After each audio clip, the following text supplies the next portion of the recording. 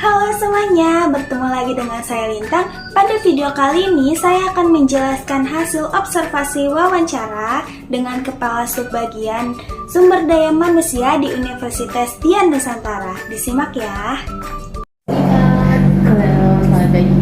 Sebelumnya boleh kenalan dulu dengan kata siapa? Oke, aku Atia dari Ariati Negara. Saat ini kerjanya di Universitas Dian Nusantara. Posisinya untuk kepala subbagian di SDM, Sumber Daya Manusia. Sebelumnya saya mau tanya nih, kira-kira untuk pembayaran yang pernah dilakukan itu ada pembayaran pajak apa aja ya? Oke, karena berkaitan dengan SDM, pastinya pajak yang kita lakukan di Universitas Dian Nusantara itu pembayaran pajak penghasilan PPh 21. Itu cuma memang kita di SDM itu lebih ke proses gimana caranya untuk menghitung gaji yang akan diberikan ke karyawan. Nah, namun karena kita di SDM bekerja sama dengan bagian keuangan, jadi memang yang lebih spesifik untuk mengetahui di bagian keuangan tersebut untuk rincian atau poin-poin apa aja yang dibayarkan. Tapi yang paling kita tahu bahwa untuk honor itu PPh 21. Oh begitu. Nah terus kalau untuk tanggal lapor dan tanggal bayarnya PPh 21 ini di tanggal berapa nih? Oke, kalau misalnya updatean dari tim keuangan gitu ya, itu pelaporan ataupun pembayarannya dilakukan setiap di akhir bulan. Jadi kalau misalnya di SDM, karena di Unira ini dua gaji atau dua metode pembayaran gaji, jadi dirapel dulu atau dihitung, direkap dulu, baru nanti akan disetorkan di akhir bulan. Seperti itu. Nah kira-kira kalau misalkan ini kan pernah melakukan proses atau melakukan atau memproses pajak PBB gitu? Kalau misalnya terkait PBB, karena belum punya rumah sendiri, tapi insya Allah akan, amin ya Allah. Itu mungkin memang belum pembayaran PBB, namun mungkin yang biasa kita secara pribadi, aku pribadi gitu ya, itu paling pajak kendaraan, mobil maupun motor. Jadi bayar pajak setiap 1 tahun sekali. Sampai 5 tahun. 5 tahun benar untuk ganti platnya. Ya, gitu. Nah terus kira-kira nih dalam proses pelaporan pajak atau pembayarannya yang berkaitan tentang pajak itu ada nggak sih kendala-kendalanya?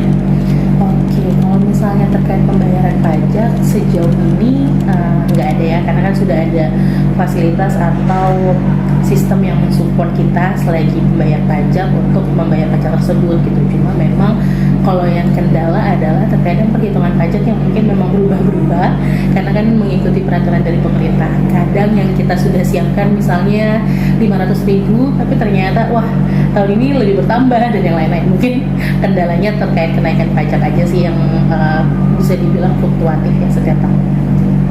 Terakhir nih Kak, Oke. untuk harapannya nih ke depannya pajak tuh di negara kita tuh harapannya seperti apa? Oke, lumayan berat ya. Kalau misalnya pajak itu kan bisa dibilang adalah kewajiban penerima upah ataupun kayak masyarakat kita ketika menggunakan kendaraan bermotor, mobil dan yang lain-lain, itu kita mampu bayar pajak. Nah, harapannya pajak itu bisa benar-benar didistribusikan atau dimanfaatkan untuk pengembangan negara juga gitu ya. Jadi ya jangan dikorupsi gitu. Dan yang pasti benar-benar diharapkan bisa dimanfaatkan untuk pengembangan, misalnya ya udah yang jalannya berantakan dirapikan, terus pemanfaatannya benar-benar pas ke porsi yang pas dan tepat. Gitu aja sih harapannya. Iya, baik, terima kasih banyak. Sama-sama.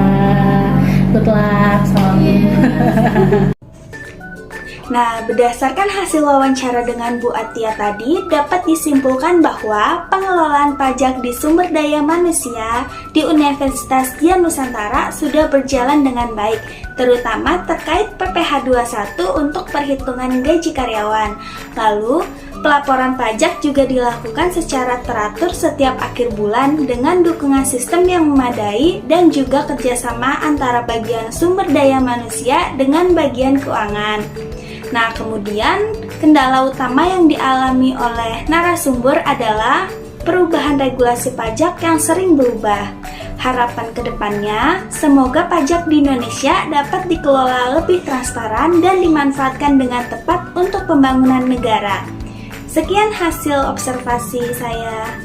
Sampai jumpa.